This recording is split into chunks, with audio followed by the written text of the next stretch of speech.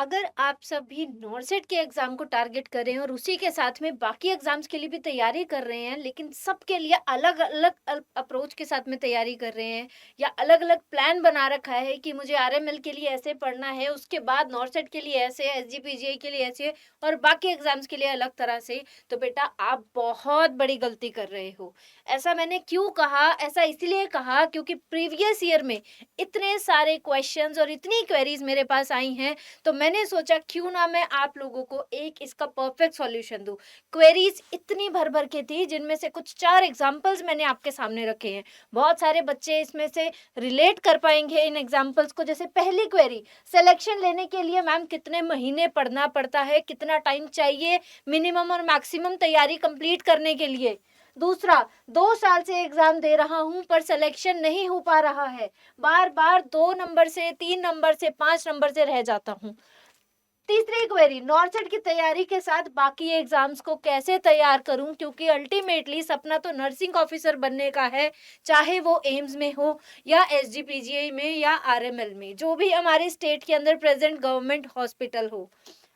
चौथी query, subject wise पढ़ रहा हूँ, बहुत अच्छे से पढ़ाई कर रहा हूँ, फिर भी नेगेटिव मार्किंग ठीक ही नहीं हो रही, बहुत ज़्यादा नेगेटिव हो रहे हैं। और इसके अलावा और बहुत सारे इस तरह के मैसेजेस। थ्योरी के लिए कहाँ से पढ़ें, कैसे पढ़ें? आप सभी की इन क्वेरीज का बेटा सिर्फ एक सॉल्यूशन है, और वो है सिर्फ और सिर्फ 6 महीने की तैयारी। आपकी 6 महीने की तैयारी पूरी तरह से डिसाइड कर सकती है कि पूरे 6 महीने की जर्नी में तैयारी के साथ साथ आप एक के बाद एक एग्जाम निकालते चले जाओगे, आपको और कुछ करने की ज़रूरत नहीं है। आई नो, बहुत सारी चीज़ें हैं, हर जगह अलग अलग तरह की चीज़ें समझाई जा रही हैं। मैं नहीं बोलूंगी कोई गलत बता रहा है, कोई सही बता रहा है। मैं सिर्फ इतना बोलूंगी, डिसीजन आपको स्मार्टली लेना है। आपको अपने माइंड में सबसे पहले टारगेट को क्लियर करना है कि क्या मुझे सिर्फ और सिर्फ एम्स के अंदर नर्सिंग ऑफिसर बनना है, या फिर मुझे एक नर्सिंग ऑफिसर बनना है विद वेरी गुड नॉलेज, चाहे वो कोई भी हॉस्पिटल हो। मुझे बस गवर्नमेंट जॉब चाहिए, मुझे एक स्टेबल इनकम चाहिए, एक बहुत अच्छा लाइफस्टाइल चाहिए, जिसमें वर्क लाइफ बैलेंस भी रहे और सारी चीज़ें रहें। तो बेटा, यहाँ आपको उसका सोल्यूशन मैं आज प्रोवाइड कर रही हूँ, जिसमें हम बात करेंगे सिर्फ 6 महीने की एक सिस्टमैटिक स्टडी आपके सारे एग्जाम्स को क्लियर करवा देगी। चाहे वो नॉर्सेट का एग्जाम हो, चाहे आपका एसजीपीजीआई का एग्जाम हो, चाहे वो आपका आरएमएल एग्जाम हो, डीट्रिपलएसबी हो, या फिर ईएसआई नर्सिंग ऑफिसर का एग्जाम हो, कोई भी एग्जाम हो, पढ़ना सिर्फ और सिर्फ आपको इतना है जो मैं आज आपको बताने वाली हूँ इस वीडियो में। ठीक है, तो पूरे वीडियो को ध्यान से देखना और ध्यान से समझना। सबसे पहले तो हमारा माइंडसेट क्या होता है, अगर मैं भी अपनी एज अ स्टूडेंट बात करूं, तो हमारा स्टूडेंट फेज में माइंडसेट होता है अलग अलग एग्जाम है तो मुझे अलग अलग तैयारी करनी है। बट ये गलत है। अगर आप ये सोच के अभी तक तैयारी करते आए हो, अगर आपने नॉर्सेट भी रिपीट किया है, बाकी एग्जाम्स भी रिपीट किए हैं विद दिस माइंडसेट, तो बेटा आप तभी भीड़ में अभी तक पीछे रह गए हो। अभी तक तो आप बहुत अच्छे से सिलेक्शन लेके पार लग गए होते। अब इस गलती को दोहराना मत, क्योंकि अब कंपटीशन भी बढ़ता जा रहा है, और आने वाले 6 महीनों में आपको जितने एग्जाम्स आए, अब उन सारे एग्जाम्स को आपको निकालना है। पर क्वेश्चन यही है, निकाले कैसे? इतने भर भर के एग्जाम्स हैं, है ना। यहाँ पे तो कुछ ही एग्जाम्पल्स मैंने लिखे हैं, अब तो और एड ऑन होते जा रहे हैं हर साल। बीटीएससी का एग्जाम्स पहले भी होते थे बेटा, लेकिन अब जो नर्सिंग रिक्रूटमेंट का प्रोसेस है बहुत रैपिडली हो रहा है, राइट। सो अब सपने सच करने का टाइम ज्यादा दूर नहीं है, सिर्फ और सिर्फ सही दिशा की जरूरत है। और वो दिशा जो अभी तक आपको इतना कंफ्यूज कर दे रही थी, वो दिशा मैं आपको दिखाने वाली हूँ कि आपको सिर्फ एक काम करना है जो आज मैं बताऊंगी, फिर आप किसी भी एग्जाम को क्रैक कर लोगे विद इन 6 मंथ्स। ठीक है, बिल्कुल क्लैरिटी के साथ, क्योंकि आपका सिलेक्शन डिपेंड नहीं करता कि आप अलग अलग एग्जाम के लिए अलग तरह से पढ़ो, इस पे बिल्कुल डिपेंड नहीं करता। आपका सिलेक्शन डिपेंड करता है हाउ यू आर स्टडिंग। बहुत सिंपल सा सेंटेंस है, लेकिन बहुत मीनिंगफुल है। कैसे तैयारी कर रहे हो 6 महीने में, उस पे डिपेंड करता है सिलेक्शन और टॉप रैंक। जो टॉप रैंकर्स हैं बेटा, वो सिर्फ इसीलिए टॉप रैंक नहीं लाते क्योंकि वो सब पढ़ रहे हैं, वो इसीलिए टॉप रैंक लेके आ रहे हैं क्योंकि वो पढ़ रहे हैं जो एग्जाम में पूछा जाता है, राइट। आई होप सब इतना तो समझ गए होंगे कि सब कुछ पढ़ने की बजाय हमें स्मार्टली अपने टाइम को 6 महीने को यूटिलाइज करते हुए पढ़ना है। अब कैसे पढ़ना है, चलो उसकी बात करते हैं। सबसे पहले तो 80-20 का रूल। अब ये 80-20 नॉर्सेट वाला रूल नहीं है कि 80% गर्ल्स को देंगे, 20% बॉयज को देंगे। यहाँ 80-20 का मतलब है बेटा 80%, जो आपका 80% पेपर आता है सारे एग्जाम्स में, मेजॉरिटी 80% नर्सिंग आती है, राइट। और बाकी 20% बचा खुचा क्या आता है, पैटर्न बदल दिया जाता है, डिफिकल्टी का लेवल चेंज होता है और नॉन नर्सिंग को इंक्लूड किया जाता है। यही डेविएशन आता है 20% का, जिस वजह से हर एग्जाम डिफरेंट होता चला जाता है। मेजॉरिटी देखें तो 80% फिर भी हमारे हाथ में है हर एग्जाम का। तो सबसे पहले हम इस 80% को स्ट्रॉन्ग करते हुए चलेंगे, ठीक है। सेम सिलेबस आता है, सेम तरह के सब्जेक्ट्स होते हैं, एंड वेरी इंपॉर्टेंट थिंग बेटा, टॉपिक्स भी सेम होते हैं, बस टॉपिक को घुमा दिया जाता है, changing the pattern and difficulty level. समझ आ रहा है? तो हमें इस 80-20 को बैलेंस करना है अपने 6 महीने में, पहली चीज। अगला step 1, study system wise not subject wise. ये बहुत बड़ी गलती है जो बहुत सारे बच्चे करते हैं कि सिस्टम वाइज पढ़ते हैं rather than studying it's subject wise पढ़ते हैं basically, rather than studying with system wise. ये बहुत बड़ी गलती है, इसको आपको रिपीट नहीं करना अगर अभी तक कर रहे थे। क्यों? क्योंकि जो क्वेश्चंस के पैटर्न है बेटा, क्वेश्चन में कहीं नहीं लिखा होगा ये एमएसएन का क्वेश्चन है, ये आपका कम्युनिटी हेल्थ का क्वेश्चन है, ये पीडिया का है, ये ओबीजी का है, कहीं सब्जेक्ट स्पेसिफाइड नहीं होता। एक क्वेश्चन दिया होता है, नीचे 4 उसके ऑप्शंस होते हैं, उनमें से एक सही आंसर होता है ना। तो हमें अब स्ट्रैटेजिकली दिमाग को पहले से ही प्रैक्टिस करवानी है, अपने पूरे 6 महीने लगातार ऐसी प्रैक्टिस करानी है कि कहीं का भी क्वेश्चन हो, किसी भी सब्जेक्ट का क्वेश्चन हो, आंसर मुझे आता है। ऐसे प्रिपेयर करना है अपने माइंड को 6 महीने में। अब इसको ऐसे प्रिपेयर करने के लिए ऐसा क्या करें हम लोग, ऐसी क्या चीज़ यूज़ करें कि हमारा माइंड पूरे 6 महीने में बिल्कुल वेल ट्रेंड हो जाए। फिर भले ही 6 महीने के बीच में 3 महीने के अंदर अंदर ही कोई एग्जाम क्यों ना आए, आपका वो एग्जाम भी क्रैक होगा। 2 महीने अगर आपने ऐसे तैयारी कर ली जो मैं बताने वाली हूँ, 2 महीने में भी अगर कोई एग्जाम आ गया, आपका वो एग्जाम भी क्रैक होगा। कैसे होगा अब समझो। आपको सब्जेक्ट वाइज पहले तो नहीं जाना कि पहले मैं ये सब्जेक्ट कवर कर लूँ, डन कर दूँ, फिर दूसरा उठाऊँ, फिर तीसरा।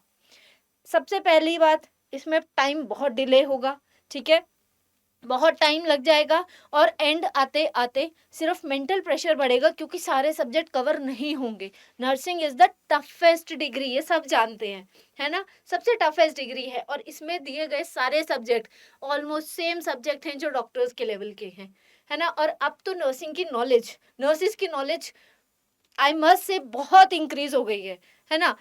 तो हमें अपनी नर्सिंग स्टैंडर्ड को भी बेस्ट लेवल पे ले जाना है। So we should not go subject wise, now we have to study system wise. समझ में आया?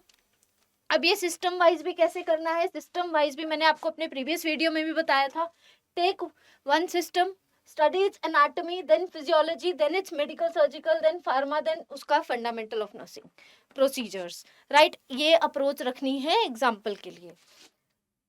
The one system in action, for example आपने सबसे पहले उठा लिया सीवीएस का सिस्टम, आपने पहले उसका हार्ट का स्ट्रक्चर पढ़ा, पूरा स्ट्रक्चर समझ आ गया, फिर आपने उसकी फिजियोलॉजी पढ़ी। For example one of the part is cardiac cycle, आपको पूरी कार्डियक साइकिल समझ में आ गई। अब जब आपका बेसिक क्लियर हो गया, अब आप बेटर वे में समझ पाओगे कि कार्डियक साइकिल में अगर ये वाले फेस में कोई इश्यू आता है तो कैसे हार्ट फेलियर हो सकता है। एमआई एनाटॉमी पता है, लेयर्स क्या है, कैसे पूरा फिजियोलॉजी वर्क कर रहा है हार्ट का, तो मायोकार्डियल इन्फेक्शन कैसे हो सकता है, समझ में आया। एंड लास्ट में इसी का ट्रीटमेंट, इसकी फार्माकोलॉजी, एंड इफ प्रेजेंट उसका management and nursing procedure. That's how you should approach study, ठीक है। अभी से प्रैक्टिस करोगे तो आने वाले 2 महीने के अंदर अंदर ऐसी प्रैक्टिस हो जाएगी, सारे एग्जाम बेटा बैक टू बैक निकलेंगे, I am telling you. Next, second step, the 369 revision rule. This is the rule that I have prepared. ये रूल मैंने टेस्टिंग के लिए एक बहुत टाइम पहले, कुछ साल पहले बनाया था, और जब इसको यूज़ किया, यूटिलाइज़ किया, पहले मैंने किया, फिर मैंने अपने नोन्स को कराया और उसके बाद मैंने ये बच्चों से करवाया और सबने बैक टू बैक बेटा सिलेक्शन लिया। सबका सिलेक्शन होता रहा और जो मेमोरी की प्रॉब्लम थी कि 2 दिन बाद, 3 दिन बाद भूल जाते हैं मैम, वो सारी सॉल्व हो गई। करना क्या है, बार-बार मैं यही चीज़ बताती हूँ और आज फिर बता रही हूँ, रिवाइज़ करना है।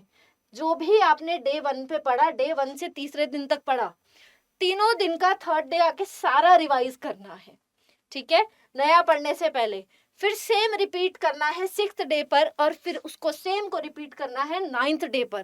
धीरे धीरे क्या होगा, पहले कॉन्सेप्ट को स्टडी कर लोगे, फिर रिवाइज करोगे, फिर रिवीजन होगा और अल्टीमेटली जब डे 1 से डे 9 तक सारा रिवीजन दोबारा हो जाएगा, तब तक सारा कुछ आपकी लॉन्ग टर्म मेमोरी में लॉक इन हो जाएगा, कोई भी प्रॉब्लम नहीं आएगी। तो जितने भी आप लोगों के ये डाउट्स आते हैं कि मैम भूल जाते हैं, याद नहीं रहता, या क्वेश्चन बार बार गलत हो रहे हैं, या पढ़ी हुई चीजें भूल जा रहे उन सब का सॉल्यूशन यही है कि आपको रिवीजन करनी है, but in a very smart way, ताकि आपका टाइम वेस्ट ना हो। समझ में आया? Yes. Next is your third step which is the very important step of your preparation phase. क्यों इसको मैंने इंपॉर्टेंट बोला? एक होता है पढ़ना, एक होता है रट्टा लगाना, तीसरा होता है समझ के चीजों को आगे बढ़ना।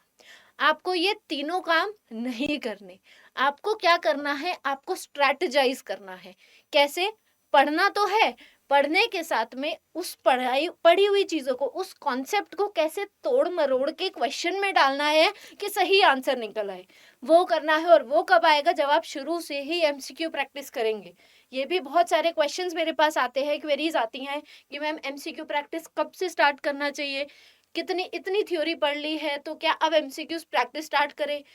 या फिर बहुत सारे बच्चे ये भी बोलते हैं कि मैम अभी मेरा टॉपिक कंप्लीट नहीं हुआ, मेरा ये सब्जेक्ट रह गया है, तो मैं ये टेस्ट नहीं दे सकता या मैं एमसीक्यू नहीं कर सकता। कि नेगेटिव आते हैं तो डीमोटिवेशन होता है। सबसे पहले तो आप अपने माइंडसेट को बदलो। अगर क्वेश्चन में मार्क्स कम आ रहे हैं, नेगेटिव ज़्यादा हो रहे हैं, तो प्लीज़ ये चीज़ समझो कि ये फाइनल एग्जाम नहीं है। अगर अभी से अपनी मिस्टेक्स को निकाल के वर्क करोगे तो नॉर्सेट में या बाकी एग्जाम में गलती करने से पहले ही बच जाओगे। So from my point of view, अभी गलती कर लो रादर देन फाइनल एग्जाम में गलती हो, ठीक है?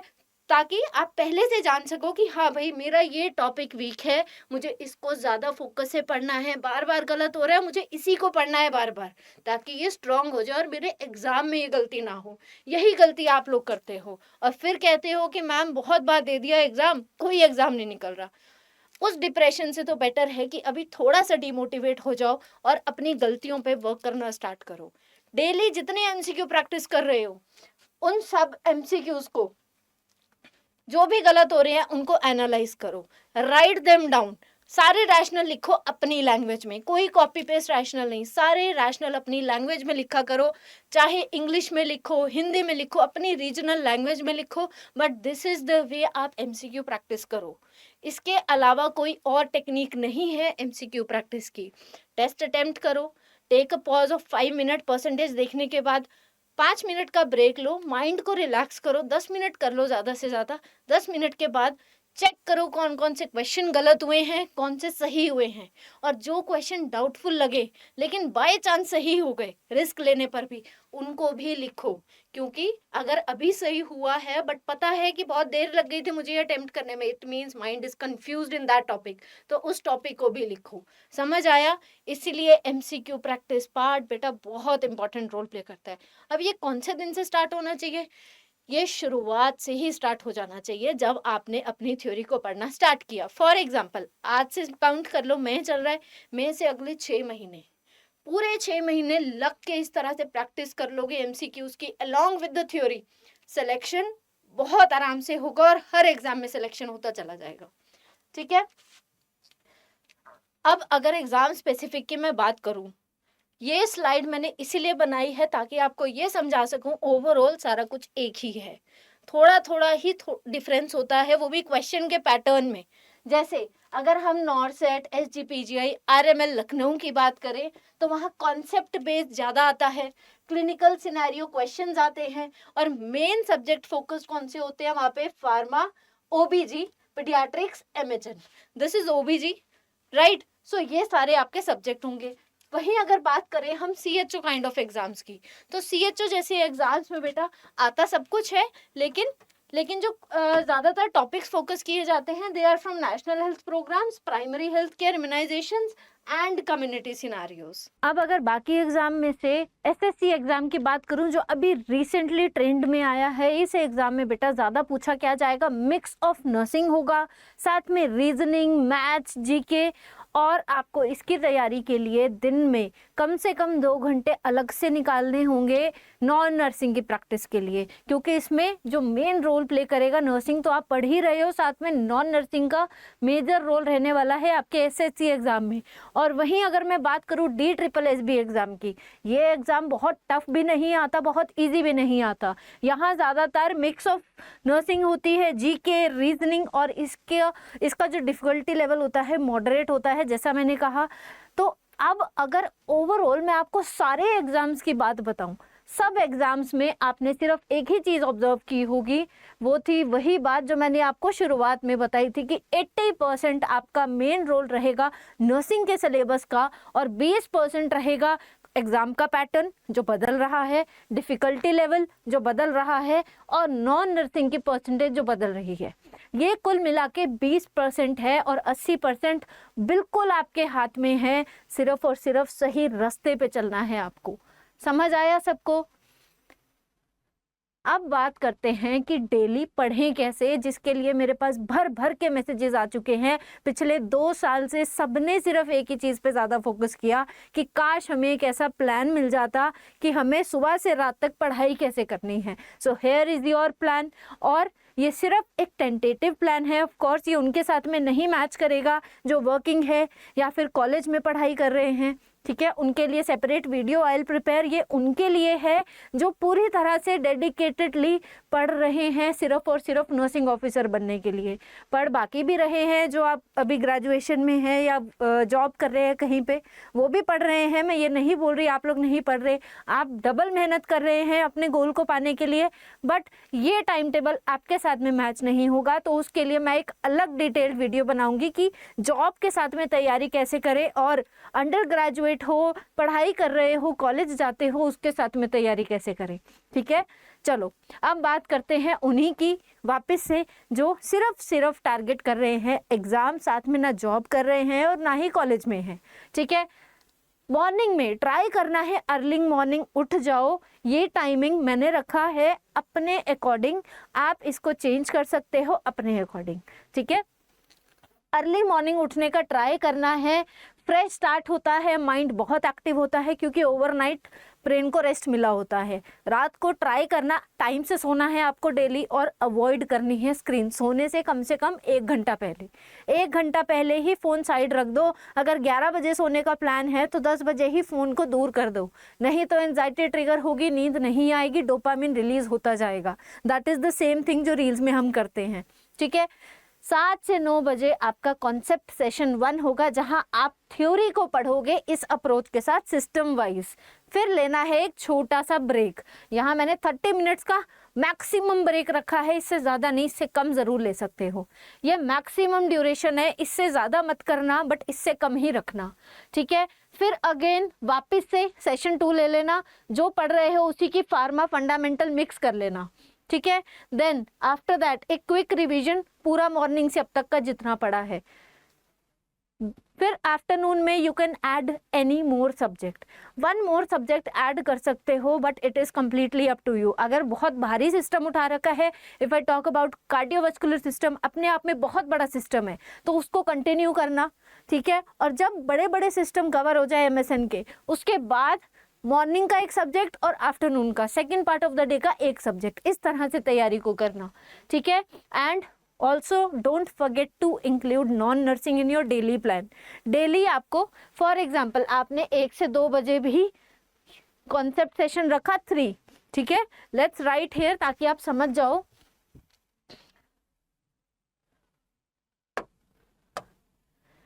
आपने यहाँ पे भी कॉन्सेप्ट सेशन 3 रखा, जहां पे आपने मॉर्निंग वाला ही कंटिन्यू किया, ठीक है।